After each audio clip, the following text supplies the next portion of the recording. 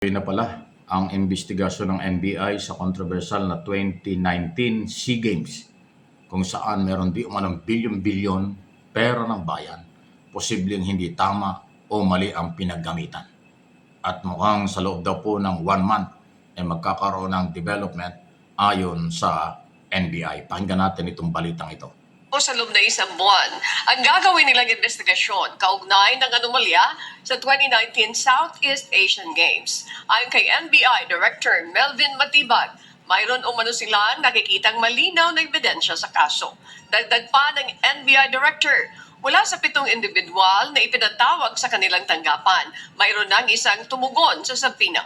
Bukod dito, hinihintay pa rin nila ang isusumiting dokumento ng Securities and Exchange Commission at Commission on Audit para sa gagawin nilang investigasyon. Director Matibag. Hindi napunta yung mga officers ng Peace Group na sinampina namin, but they sent a lawyer. So, tuloy-tuloy yan. And we're intending to wrap it up in 3 to 4 weeks lang. Kasi malinaw naman yung ebidensya. Ayun, no? So, malinaw yung ebidensya. Thank you sa UNTV, isa sa mga respetadong news organization. Salamat po. Yan ho isa sa mga kumakalap talaga ng mga national at mga balitang kailangan ng ating mamamayan. So ang sinasabi ni Director Matibag, merong matibay silang ebidensya. Kanila daw inimbitahan na yung mga personalidad pero hindi ho dumating. Nagpadala lang ng abogado. Okay lang naman yun. So ibig sabihin, seryoso ang investigation. Kasi 2.3 or 2.5 billion yung sinasabing yung perang ginamit dun mismo sa laro, yung SEA Games. Yun ang nakitaan nila ng problema.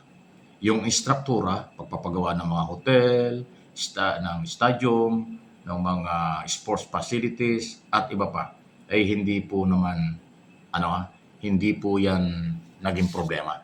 Hindi po, tawag dito, hindi po daw nakikitaan nila ng problema. Yung mismong paggastos yung sa pagkain, uniforme, transport, basta kung lahat ng ginastos doon, umabot pa rin ng ganong kalaking pera, mahigit na 2 bilyon. Ilang araw lang yun Ang mahal namang pagkain yan. Ang mahal namang SEA Games yan. Kasama dyan yung kaldero, na di umano'y 50 million ang halagang grabing kaldero. Yan po yung may apoy, kaldero nilagyan ng apoy para hudyat ng paninimula ng SEA Games. Yan yung 50 million pesos. So, yung mga board of director, tsaka chairman ng organizing committee, yan po yung susuriin ng NBI. Okay? So, makipag-ugnayan sila o hindi, tuloy pala yung investigasyon. Another plunder yan. Pag hindi ho nasagot ng ayos. So, yan, sasabihin na naman ang tatamaan dyan, harassment na naman. Yan ho yung masakit At yan ho yung hindi tama.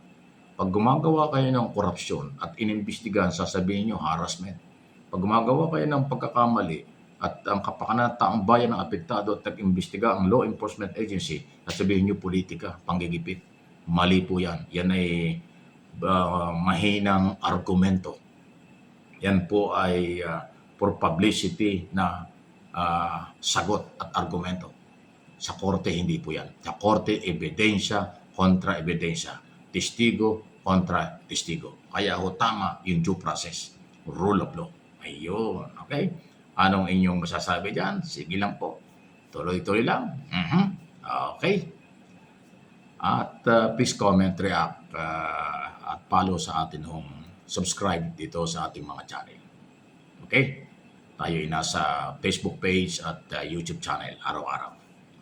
Isa ho sa mga issue pa. Yun nung si Robin Padilla talaga, talagang controversial Pero pumapatol na rin siya. Mayroon 2 mga taga-media sa TV yata ang kanyang pinapatulan. Lagi daw siyang binabanatan. Pero nung isang araw, sabi niya, okay lang yan. Hindi daw siya apektado. Pero ngayon sumasagot na at binabanatan siya. Alam mo naman, Robin, kaya ka binabanatan, pinag-uusapan. Kasi ikaw yung mga galaw mo, medyo baguhin mo. Kasi ikaw ay senador ng Pilipinas. Hindi ka senador ng mga Duterte. At hindi ka artista lang. Kung artista lang, wala kaming pakialam at walang pakialam sa iyong media. Yung social media sa showbiz ang makikialam sa iyo.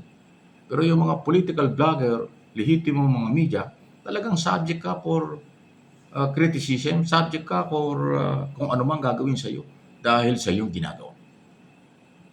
Kung ko ba naman sabihin natin nagpapakita na isang senador-elect o ang iyong mga sinasabi at galaw, decorum na mga galaw, di re-respeto ka. Ay kaya ka nabubutasan kasi may mga sinasabi ka, galaw ka na parang hindi bagay sa iyong posisyon. Mataas ang posisyon mo bilang senador. Hindi ka artista lang. Kung artista lang, okay yan. Sa artista maraming gimmick. Pag hindi ka gumimik yan, hindi ka sisikat. Dahil dyan, marami sa artista, gimmick, publicity, chismis para mapag-usapan at ng kumita at ng makilala ka. Sa politika, hindi. Bawal ang gimmick dito. Hindi pwede rito ang publicity walang kalaman-laman. Kailangan yung pagiging public servant. Kaya kung napaalala ito, 4 na taong ka ng senador, hindi ka nagbago Ha? Hindi naman sa nakikialam. Pero kaya nakikialam ang marami kasi nga, ulitin ko, ikaw ay pinapasweldo ng taong bayan. Nagugulat sila sa iyong asal, sa iyong mga statement, sa iyong mga gawa. Kasi parang kulang ka sa kaalaman o kulang ka sa mga dapat mo sinasabi bilang isang senador. Medyo may pagka-personal pero wala tayong magagawa. Dahil ang public servant, ang government official, subject talaga yan sa lahat ng klase ng criticism. Constructive criticism, wake-up call, okay lang yan.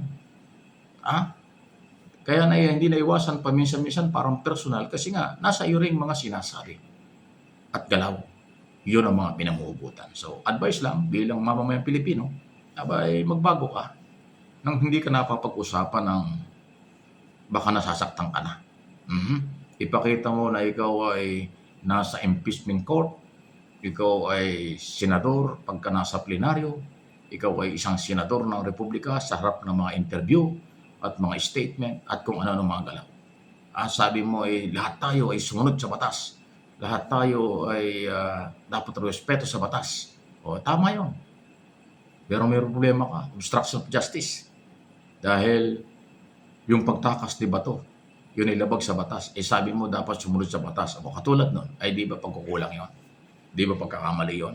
O pag ikaw pag pinag-usapan ng tungkol doon, talagang may problema ka. Di ba? Ganon yun. Okay? So galing din sa inyo.